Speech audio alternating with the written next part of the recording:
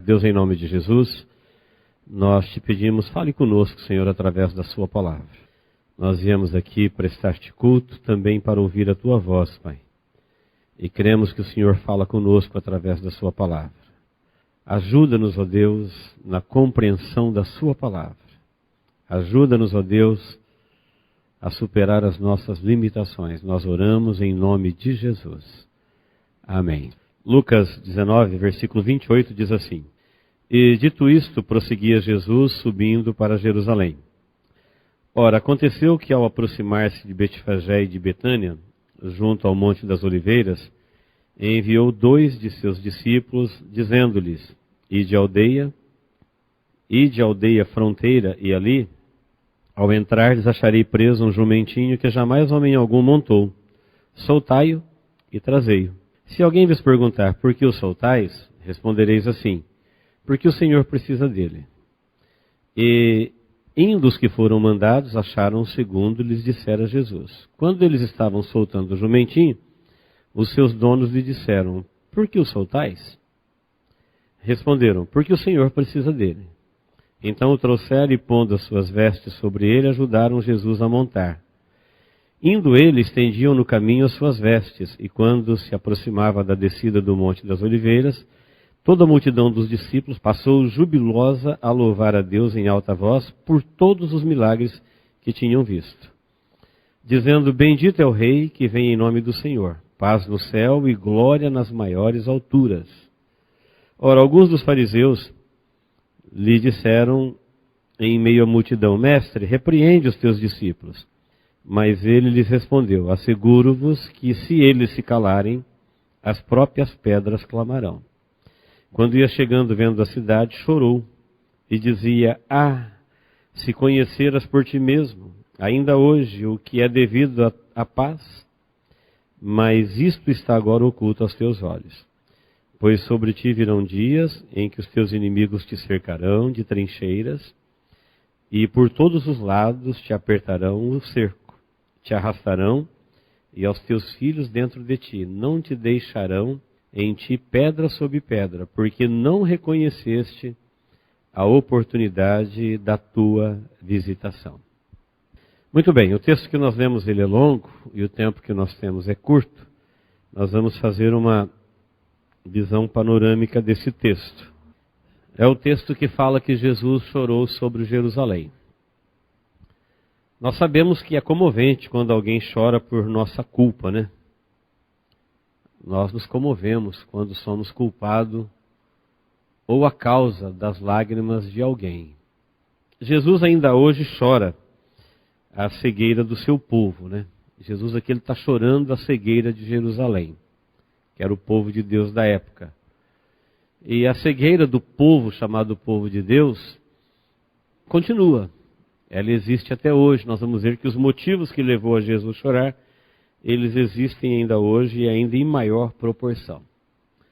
O choro de Jesus aqui era um choro de amor, um choro de dor, um choro de sentimento, de ver o povo que ele tinha planos eternos com ele, plano eterno com este povo, e este povo se rendendo ao engano tão grosseiro de trocar as revelações de Deus pela religiosidade puramente humana. Tal escolha, tal decisão levou Jesus a chorar em voz alta. Levou Jesus a soluçar, a ponto de todo mundo que estava perto ver que ele estava chorando. Viu que ele chorou e não escondeu que ele estava chorando. Eu queria devagarzinho ir olhando com o irmão no texto, para a gente ir por parte. No versículo 28 começa dizendo que Jesus estava subindo para Jerusalém. E, de fato, Jerusalém é uma cidade edificada no alto. Jerusalém está a 3.500 pés acima de Jericó. Isso dá 1.066 metros. Talvez em metro é mais fácil você ter uma ideia. A visão de quem chega em Jerusalém, das estradas principais, é uma visão espetacular. Jerusalém é linda, sendo olhado para quem vem na principal via, que é pelo lado do Monte das Oliveiras. Jesus está no subúrbio de Jerusalém, tem o vale e o Monte das Oliveiras está do outro lado, da entrada principal, e Jesus envia 2 de seus discípulos dizendo, olha, vai à aldeia mais próxima e vocês vão encontrar um jumentinho. Ele está preso, vocês soltam e traz. Se alguém perguntar, vocês dizem assim, olha, o Senhor, a palavra Senhor no hebraico tem um significado mais ou menos assim, Deus, soberano, está precisando dele, depois ele devolve. Diga isso para eles e me traga esse jumentinho. O que está acontecendo ali é o cumprimento de uma profecia que está em Zacarias 9:9.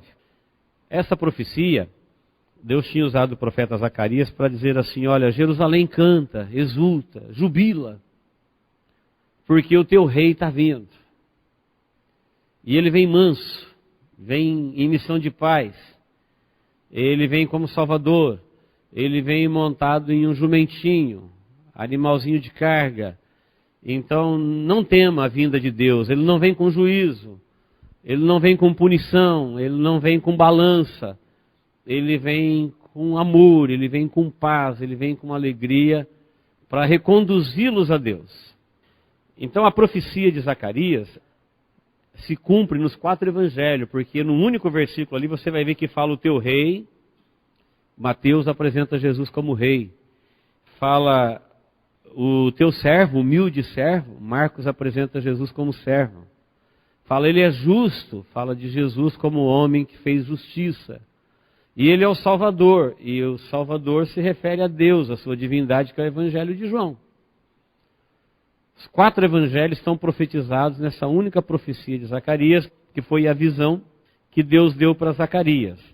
Então o jumentinho está dizendo que na sua primeira vinda ele veio como príncipe da paz. Não era para ninguém ter medo de Deus, ele estava vindo para salvar, para reconciliar. Ele não está vindo como ele virá em Apocalipse 19, com um cavalo de guerra, com poder, com autoridade, para tomar o reino, trazendo pânico, pavor para as pessoas que rejeitaram o milênio. As pessoas fugirão da face dele de medo, se esconderão em buracos, em cavernas. Tem uma profecia que diz que os poderosos da terra, ou seja, os homens mais poderosos, pedirão para os montes cair sobre eles, para não encarar aquele que se assenta no trono. Aqui não, aqui Jesus está vindo de uma forma pacífica. E nos versículos 29 e 30, veja que ele sabia que o jumentinho estava lá na frente, lá em Betfagé, né? Ou Betânia, uma dessas 2 aldeias que era próxima, estava no caminho, no subúrbio de Jerusalém. Ele está descendo o Monte das Oliveiras, vai entrar em Jerusalém pela via principal, e ele manda os discípulos se adiantar. Se eu encontrar um jumentinho, solta ele e me traz. Se alguém perguntar, diga que o Senhor precisa dele. Jesus sabia que o jumentinho estava amarrado, sabia que o dono ia perguntar, sabia que ninguém nunca montou naquele jumentinho.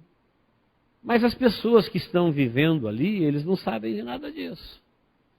Eles não têm a menor ideia que aquele momento ali é momento de cumprimento de profecias. Zacarias 9, uma das profecias mais importantes do Antigo Testamento, falando para o povo de Deus cantar e jubilar, porque ele está chegando, o Salvador, que vem como príncipe da paz para reconciliar o homem com Deus.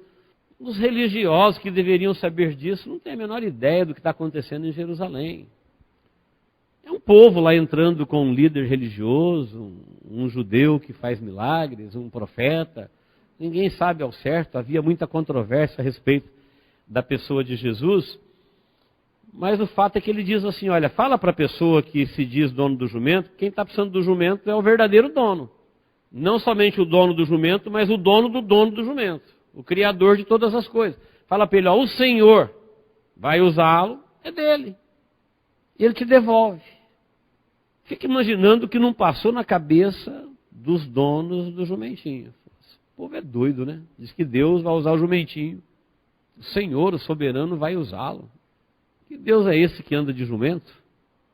Ali estava se cumprindo mais uma profecia, o Salmo 118.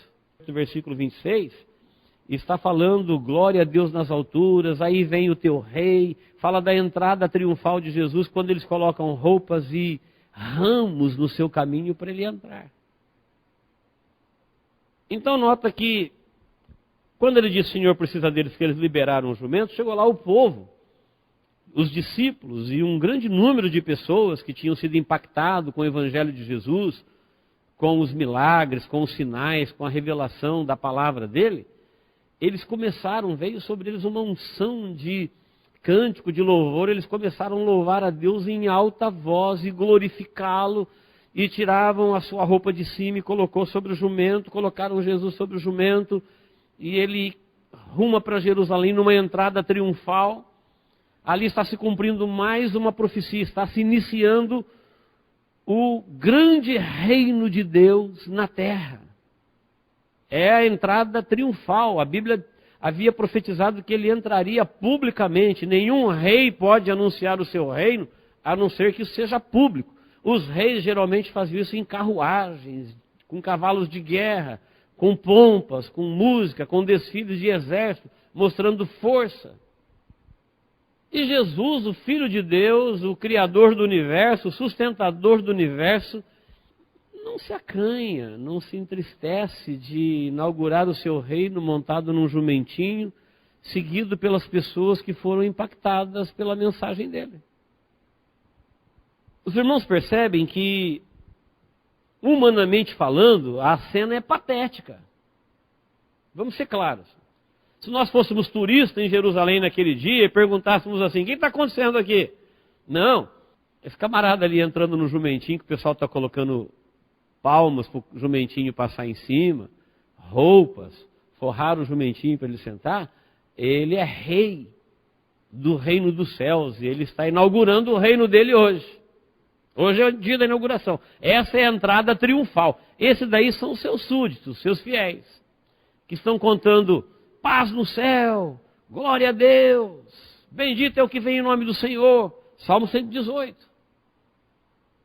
Eles estão recitando a palavra dos anjos que disseram para os pastores quando Jesus nasceu, estão citando a profecia do Salmo 118, estão cumprindo a profecia de Zacarias 9, está se cumprindo dezenas de profecias do Antigo Testamento falando da vinda do Salvador do mundo, que ele viria para reinar. Só que Israel não entendeu que a primeira fase da sua vinda ele viria como um salvador e não como um rei conquistador.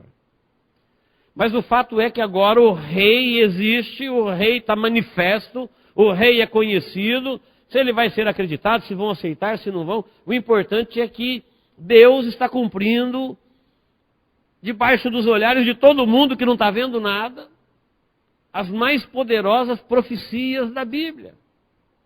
E Jesus está entrando, e o cântico dele está dizendo, glória a Deus nas alturas, paz no céu. Como paz no céu? Desde quando o céu não tem paz? Desde a rebelião. E não está falando dos céus onde Deus habita, está falando das regiões celestiais. Porque todo tipo de tormenta que se materializa na terra, isso é tramado nos céus, onde os demônios estão aí rodeando e perturbando a terra, onde eles habitam. Foram expulsos dos céus e passaram a ocupar os ares da terra, que nós chamamos de primeiro céu. Esse é onde voam os pássaros. Segundo céu, onde estão os astros. O terceiro, a presença de Deus. Eles estão cantando que agora Deus vai trazer paz nos céus. Ele está reconciliando os filhos de Adão que se uniram à rebelião dos anjos que operam nos céus. Ele está trazendo paz na terra. Ele está reconciliando céu e terra. É um reino que vai unificar céu e terra. E tudo isso está acontecendo naquela cena humanamente patética. Isso é um reino que está sendo inaugurado. Um monte de gente esgoelando atrás de um profeta, ou que se diz profeta, montado num jumentinho, entrando pela entrada principal de Jerusalém. Era isso que estava acontecendo. Antes que você pense assim, mas o que isso tem a ver comigo hoje? É do nosso tempo que nós estamos falando. Quando Jesus entra e o pessoal começa a louvá-lo e adorá-lo, uma alegria invade o coração deles. O Espírito Santo os move em louvor e adoração, aclamando Jesus como rei, numa entrada triunfal, ainda que muito simples, muito singela. Os religiosos também estavam no meio da multidão, os fariseus, e eles se incomodaram. O diabo e todos os seus enganados nunca gostaram de coisas oferecidas a Deus. Quando a glória é dada aos homens, quando a glória é dada aos ídolos, você tem os holofotes do mundo. Mas quando você oferece sinceramente a Deus, isso incomoda muita gente. E eles protestaram, falou, mestre, repreende-os, chama atenção, dá uma dura neles. Olha a algazarra, olha o barulhão que esse povo está fazendo. E Jesus aí faz uma revelação bombástica, surpreendente. Ele diz assim, não, se eles se calarem, até as pedras, ou as próprias pedras vão clamar. Expressão que muitas vezes nós não entendemos, porque é de difícil compreensão. Mas o que Jesus está dizendo é que este povo, que sempre louvou e adorou a Deus, e que tem alguma coisa para oferecer a Deus na terra, são eles que sustentam os poderes do universo. Lembra de Gênesis 1:1, quando Lúcifer habitava na terra, e ele rompeu com Deus, e Deus enviou o juízo, e a terra se tornou caótica, sem forma e vazia? Acabou tudo. Deus não sustentou a terra original, ainda que ela era não sei quantas vezes mais bela do que essa. Mas porque o homem foi enganado, e Deus viu na sua onisciência que o homem podia ser remido, por causa desses remidos, Deus sustentou o universo, que fere os seus olhos, que fere o seu coração, um universo com morte, um universo com pecado, um universo com rebelião, um universo com agressão a Deus. E por que Deus sustentou? Porque a terra de Adão não se tornou caótica e sem forma e vazia no exato dia que ele pecou? Por causa de Jesus. Deus planejou a remissão do homem lá no eterno passado. E ele viu um grupo de pessoas que o aceitaria como Senhor e Salvador. E por eles ele morreria, por eles ele viria. E por eles ele sustentaria a terra até o último momento. E alguém fala para Jesus agora, manda esse povo calar a boca. Ele falou, se esse povo calar a boca, você não tem ideia do que está falando. Se esse povo que louva a Deus na terra sair daqui, tudo isso aqui é destruído. Deus não tem por que sustentar e manter esse lugar que o afronta, sendo Ele o sustentador. Se eles se calarem, eles não podem se calar. É este povo aqui que vocês estão vendo, que está louvando a Deus, não está louvando os fariseus, não está louvando o templo, não está louvando os homens, não estão louvando os demônios. Este povo que estão louvando a Deus na terra, são eles que levam a Deus a sustentar os poderes do universo criado. É por eles. É por causa deles. Vocês não têm ideia do que vocês estão falando. E eles não tinham mesmo. Eles não podem se calar. E parece que Jesus aqui ele está falando conosco. Tudo que existe e existirá tem a ver com o propósito de Deus para a sua criação. E na terra o homem é a coroa da criação. O homem é o reflexo da sua glória. Tudo que Deus criou na terra, Deus colocou debaixo da autoridade do homem. O homem é governado por Deus e governa com Deus. E tudo que existe tem a ver com o homem. E de qual homem Deus está falando? De um homem que tem comunhão com Deus, que o louva, que o adora. São eles a causa de tudo ainda existir. Somos nós. Nós quem? Nós que oferecemos na terra louvores a Deus e unicamente a Deus. Se nós que fazemos isso parar, acabou. Tudo acaba. Por isso que depois da igreja, a oportunidade final vai para Israel. E depois de Israel, quando os gentios tiveram as suas oportunidades e os judeus também tiveram, aí vem o fim. Deus não tem mais por que sustentar a terra. O povo que o louvava, o povo que adorava, o povo que por causa deste povo ele sustentava todas as coisas, não estão mais aqui, virá o fim. O evangelho do reino será pregado a todas as gentes, e então virá o fim. Acabou. Aí não adianta tentar salvar as matas, salvar os rios, as espécies, é o fim. O que mantém tudo isso funcionando é exatamente o compromisso que Deus tem com este povo que reflete a glória de Deus, que brilha. É um povo na terra dizendo, olha, Deus existe, Deus enviou Jesus, Deus está salvando, Deus está reconciliando. E este povo torna manifesto, público, embora a maioria não vê, como a maioria não viu Jesus, este povo torna público aquilo que Deus ainda continua fazendo na terra. Amém, queridos? Percebe a nossa responsabilidade? Percebe o que Jesus está falando? Olha, esse povo que me louva aqui não pode parar. Eles não podem calar a boca. Eles não podem deixar de adorar, porque eles são conhecedores, eles têm visto, eles têm ouvido, eles têm entendido aquilo que o Senhor está fazendo. Eles começavam a louvar por entender e ver e presenciar tudo que Jesus estava fazendo. É uma pena que muita gente não tem mais essa compreensão. E da vida deles não sai mais louvores a Deus. Só sai pedidos e rogos interesseiros. Não sai gratidão, não sai louvor, não sai adoração. É uma pena, isso é lamentável. Há mais queixume do que louvor e adoração.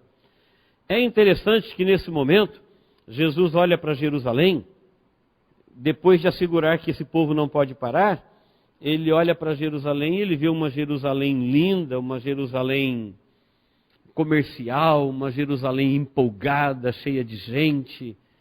Você pode imaginar um grande centro como que é as pessoas que vivem lá, né? Atarefada, e Jesus chora publicamente. Choro de amor, choro de dor. Jerusalém, ela não é só bonita, mas o templo de Jerusalém, os historiadores contam que ele era visto e admirado de longa distância, de mármore branco, reluzente. Olhava uma grande cidade edificada, uma grande religião, o templo do Deus Criador, um grande comércio, grandes atividades, entra e sai, povão. E Jesus vê toda essa diversão, diz assim, Jerusalém, Jerusalém, você não sabe o custo da tua paz. Outra revelação surpreendente. Isso equivale a Jesus a dizer assim, olha, você não sabe o quanto custou a tua salvação. Isso equivale a dizer assim, olha, se fosse para fazer isso aí que eu estou vendo, eu não viria morrer por vocês. Uma grande cidade, uma grande religião, um grande povo, um grande comércio, você vai encontrar na terra, entre as nações, sem a morte de Jesus. É só você olhar para as grandes metrópoles de hoje. Elas não devem isso à morte de Jesus. Elas oferecem o que podem para os seus moradores, mas Jesus olha para Jerusalém e fala, não, Jerusalém são os filhos de Abraão, é os descendentes de um patriarca que Deus tem juramento com eles. E ele fala, Jerusalém, Jerusalém, por quê? Você mata os profetas, por que você apedreja os que a ti são enviados? Você não sabe o custo da tua paz.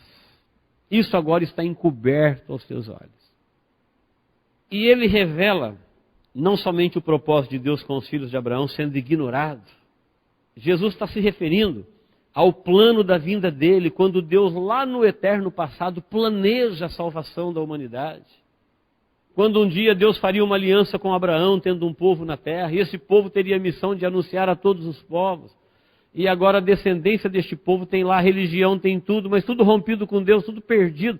Jesus chora a cegueira religiosa do seu povo.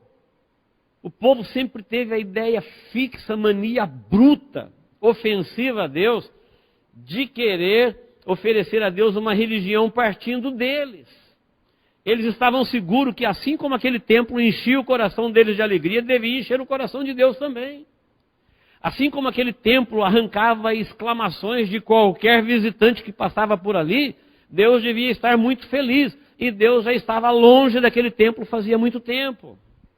O povo mergulhado numa profunda cegueira, e Jesus vê as pessoas que lá no eterno passado, quando Deus planejou a cruz, Ele aceitou morrer na cruz, e agora Ele está ali morrendo por eles, e este povo indo para a perdição.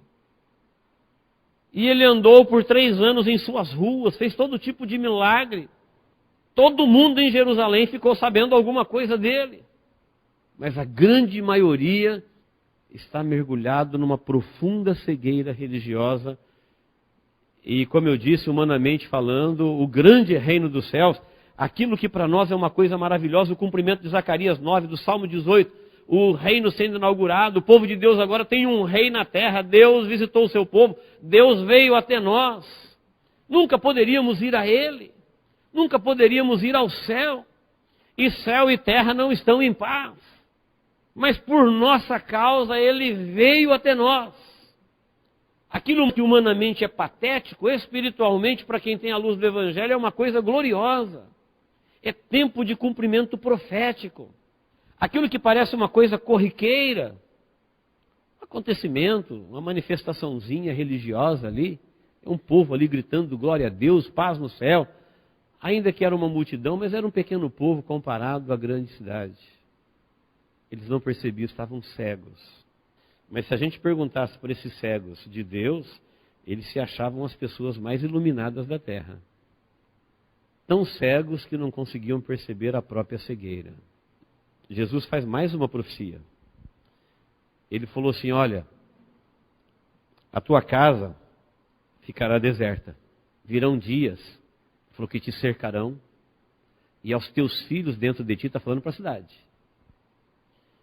Cercarão, com trincheiras por todos os lados, te apertarão os cercos, e te arrasarão, e aos teus filhos dentro de ti, e não vai ficar aí uma pedra sobre pedra. No ano 70, o general Tito, comandando a 10ª legião romana, sitiou Jerusalém, cercou Jerusalém, como Jesus disse, trincheira por todos os lados. Se cumpriu a palavra que ele disse para as mulheres que batiam no peito quando ele carregava a cruz, ele falou, olha, não chora por mim, chora por vocês. Quando vire Jerusalém sitiada, quem estiver no campo não volte. E orem para que isso não aconteça no inverno. Imagine alguém fugindo no inverno de Israel, temperaturas negativas, congelantes. Falou, orem. E o general Tito sitiou Jerusalém por 2 anos. Ninguém entrava e ninguém saía, antes da invasão. Você pode imaginar uma cidade murada, cemitério do lado de fora, as pessoas morrendo de fome, porque ninguém entra, ninguém sai, a lavoura do lado de fora. Fome, peste, morte natural, os cadáveres apodrecendo, mau cheiro, sítio de 2 anos, e por fim uma invasão brutal. 1 milhão de pessoas morreu. Pense, 1 milhão de baixas. Milhares de milhares vendidos como escravos. O fim de uma nação. Sem bandeira, sem pátria, sem templo, sem Deus, sem nada. E aí, Jesus chorou por isso. Foi isso que ele viu. Lá, Jerusalém, eu quis te ajuntar. Por quanto tempo ele quis? 3 anos Jesus andou por aquelas ruas. Todo mundo sabia de Jesus. Ele falou, isso vai acontecer com você porque você não aproveitou a oportunidade da tua visitação. Ele está dizendo assim, olha, esses 3 anos que eu estive aqui, eles foram planejados lá na eternidade. Essa cruz que vão enfincar no Monte Caveira agora, Deus já tinha cravado ela lá no Caveira no eterno passado. Agora só chegou o tempo dele enfincar ela no monte. 3 anos. E você não soube aproveitar o tempo da sua visitação. Ou seja, Deus, o Criador do universo, veio até vocês e andou no vosso meio, falou com vocês, operou sinais, maravilhas, e vocês não deram a mínima. Então agora, vocês serão destruídos. Porque vocês não aproveitaram o tempo da sua visitação. Muito bem. Fica fácil da gente entender agora. Se os judeus receberam tal punição, porque não aceitaram o tempo da sua visitação. E Jesus, embora profetizado por todo o Antigo Testamento, ele veio literalmente quando nasceu de Maria. E nós, gentios, que temos a habitação do Espírito Santo por 2000 anos. E nós, que o Espírito Santo de Deus está sendo oferecido gratuitamente, voluntariamente, tempo todo, para salvar, para remir, para curar, para libertar, para habitar. É o tempo da nossa visitação. Não é outro Deus, é o mesmo Jesus, agora com o seu Espírito. Ele falou, eu estou convosco, eu vou para o Pai, se eu for eu virei e estarei convosco todos os dias. Se Israel não soube valorizar o tempo da sua visitação, eu tenho certeza que os gentios também não. A minoria que hoje oferece a Deus louvor na terra, está novamente se tornando uma cena patética. As pessoas acham engraçado, nós somos os patetas. A igreja está sob ataque. A fidelidade a Deus hoje é motivo de zombaria. O culto a Deus é motivo de zombaria. Os motivos apresentados são por causa das pessoas que fizeram o que fizeram em nome de Jesus. Mas isso sempre teve. O que Jesus falou para Israel, falou assim, olha, eu vim te visitar, eu vim te salvar. Vim como você deveria estar me esperando. Manso, humilde, montado num jumentinho, conforme profetizado no Zacarias, conforme profetizado nos Salmos, conforme profetizado em Jeremias, conforme profetizado em Miqueias. Sabia que em Miqueias tem uma profecia, Miqueias 3:12, dizendo que por causa da transgressão do povo de Deus, Jerusalém seria silcado, ou seja, passado arado. Olhar para uma cidade edificada e falar assim, olha, não vai ficar uma pedra e ainda o arado vai passar. Muita gente, inclusive Jeremias, acreditou que a profecia de Miqueias ia se cumprir no tempo de Nabucodonosor. Não se cumpriu no ano 70. Roma silcou o solo de Jerusalém. Passou arado, tombou, virou monturo, virou pasto. Aquilo que antes era o orgulho dos comerciantes, aquilo que antes era o orgulho dos religiosos, dos fariseus, dos saduceus. É isso que Jesus chorou. Quanto tempo levou para se cumprir? Jesus morreu aos 33, anos 70. Há uma diferença no calendário de 5 anos. Para arredondar, menos de 40 anos depois, o que Jesus estava chorando é o que ele estava vendo 40 anos depois. Do mesmo jeito que ele viu o jumentinho amarrado 1 hora antes, do mesmo jeito que ele viu o dono perguntando, para que vocês estão desamarrando o jumento? Ele olha para Jerusalém e vê ela 40 anos depois e chora. E diz por que está chorando. Ele falou, olha, vocês serão cercados, vocês serão sitiados, vossos filhos perecerão, vocês perecerão. E isso não tinha que ser assim. Não precisava ser assim, não tem nada a ver com Deus isso. Não é ira de Deus, não é que Deus está irado, punindo vocês. Vocês rejeitaram a proteção dele. Vocês o colocaram para fora de suas vidas. É isso que está acontecendo com os gentios hoje. Nós já nascemos num tempo em que o Espírito Santo é o tempo da nossa visitação, então a gente está acostumado. A gente está acostumado a desrespeitá-lo, não dar a mínima para ele. Por isso o culto a Deus, muitas vezes, humanamente, parece uma coisa patética. Por isso falar, nós vamos louvá-lo, nós vamos adorá-lo, alguém fala assim, esse povo acha que louva a Deus, que adora a Deus. É humanamente patético mesmo. Mas espiritualmente é maravilhoso saber que Deus ainda habita no meio do seu povo. E conforme todas as profecias da sua boca, tudo está acontecendo conforme ele havia dito. E nós estamos ainda, queridos, aqui está a coisa mais maravilhosa no ensinamento de Jesus, é que nós estamos ainda no tempo de reconhecer as nossas oportunidades. Você pode imaginar o que acontecerá quando se encerrarem 2000 anos de oportunidades? O que aconteceu com Jerusalém, depois de rejeitar os 3 anos do ministério de Jesus, nos dá uma ideia de quem rejeitou o Salvador por mais de 2000 anos. Então eu creio que ainda hoje, Jesus ainda chora a cegueira do seu povo, que está no tempo da sua visitação. Ainda hoje Jesus é esse meigo salvador. Ainda hoje Jesus é esse meigo reconciliador. Ainda hoje os céus estão de portas abertas. Ainda hoje nós temos toda a facilidade do mundo. Nós é que complicamos, nós é que criamos barreiras. Nós é que temos outros gostos, nós é que temos outros pretextos, nós é que temos outras agendas. Mas, na verdade, se nós colocarmos propósito e determinação, ninguém, nada pode nos impedir de oferecer a Deus o que lhe é devido.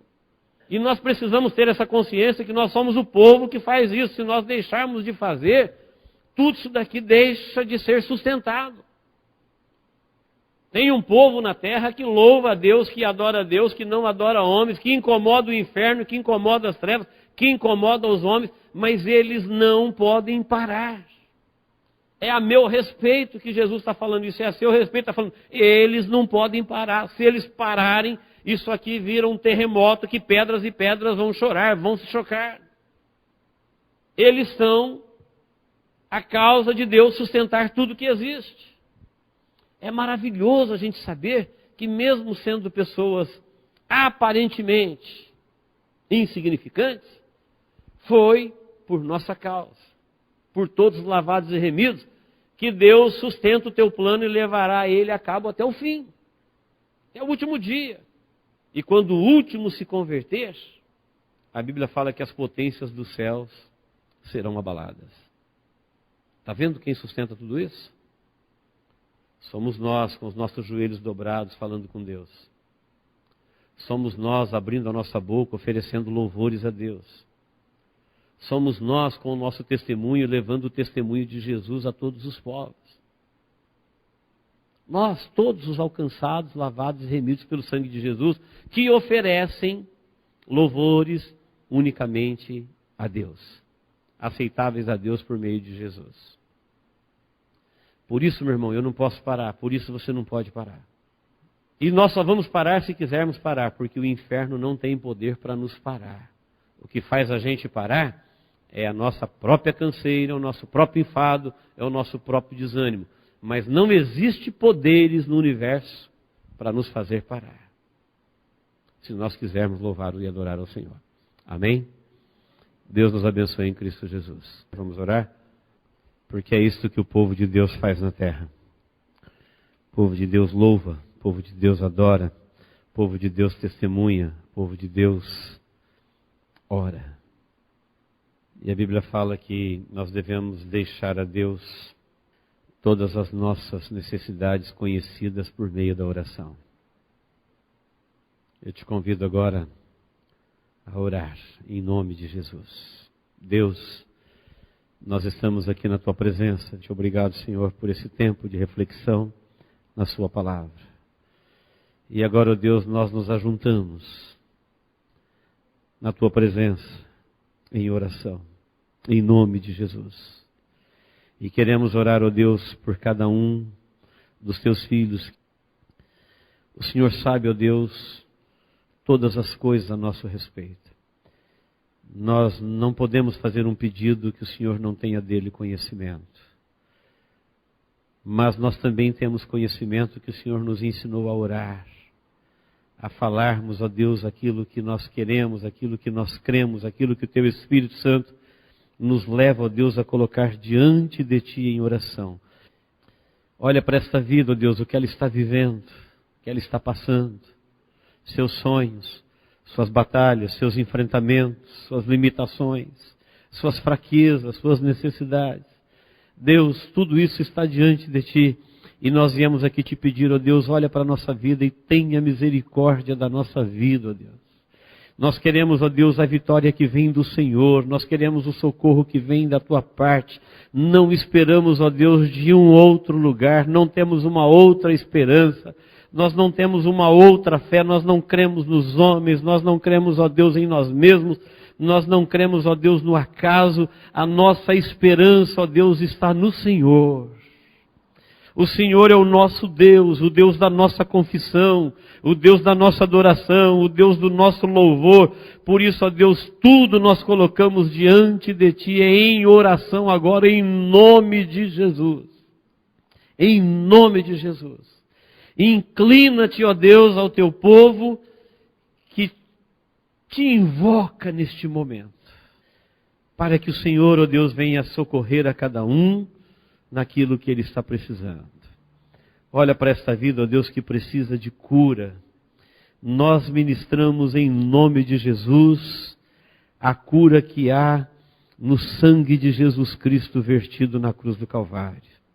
Toda sorte de enfermidade, todo espírito de enfermidade, toda enfermidade de qualquer origem, nós cremos que o teu nome, ó Deus, tem poder sobre ela, por isso nós nos levantamos contra todo espírito de enfermidade em nome de Jesus e ministramos, ó Deus, a cura no espírito, a cura na alma, a cura no corpo, trazendo paz, trazendo vida, trazendo vigor, trazendo alegria, renovando, ó Deus, o teu povo na tua presença.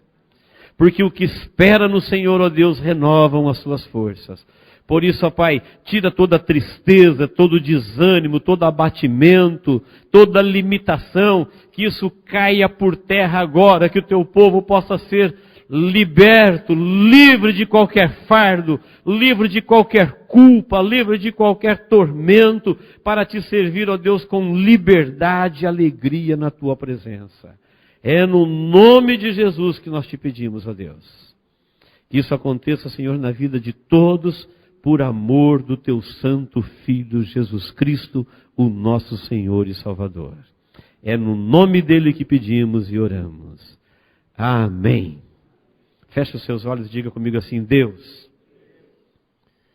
eu te peço, em nome de Jesus, me livra, Senhor, de qualquer cegueira religiosa, de qualquer sorte. Ilumina, Senhor, a minha vida com a luz do teu Espírito Santo e do teu Evangelho Santo. Eu te peço, em nome de Jesus. Amém. Tome posse em nome de Jesus. Glória a Deus. Aleluia.